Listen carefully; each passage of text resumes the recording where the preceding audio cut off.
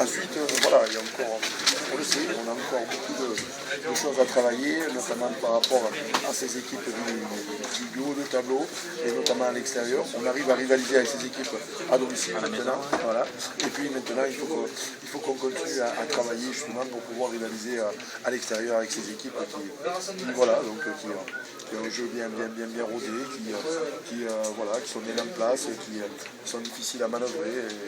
Et puis voilà, on a joué le premier quand même, on a joué le premier qui est bien parti pour monter directement en top 14. Et voilà, nous on a un autre championnat, donc on a 2 réceptions là, consécutives, Dax et Narbonne. Donc 2 matchs qu'il faut gagner. Voilà, 2 matchs qu'il faut obligatoirement gagner pour se maintenir définitivement.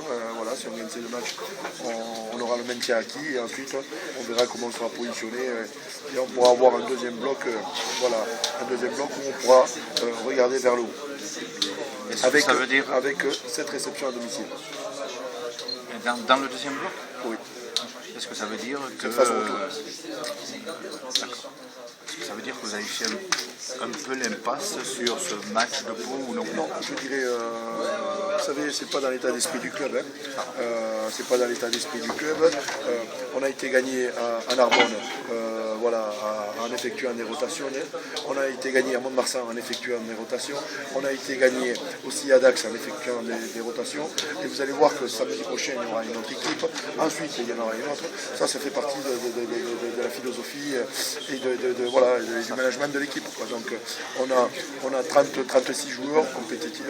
On a 36 joueurs qui sont capables de montrer de belles choses et de lever leur niveau de jeu. Donc aujourd'hui, le problème c'est qu'il y a des joueurs qui étaient encore en reprise aujourd'hui. On avait Ali Paté, Fatafei, c'était son premier match depuis 3 mois.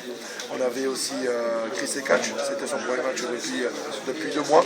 Donc ils ont manqué un peu de rythme, ils ont manqué un peu de densité physique. Et voilà, le problème c'est que on est obligé de mettre tout le monde en concurrence et de donner la chance à tout le monde. Qu'est-ce que vous leur avez dit à la mi-temps? C'était la défense? Non, à la mi-temps, on leur a dit bien évidemment d'arrêter de jouer dans notre camp. Ensuite, défensivement, essayer de mieux se redistribuer autour de cette zone plaquée et d'être beaucoup plus agressif sur l'angle parce qu'on a trop subi en première mi-temps et on a tout le temps joué en reculant. Donc ça a été compliqué face à une équipe paloise qui a mis de la vitesse et qui a mis un rythme au match vraiment de très bon niveau.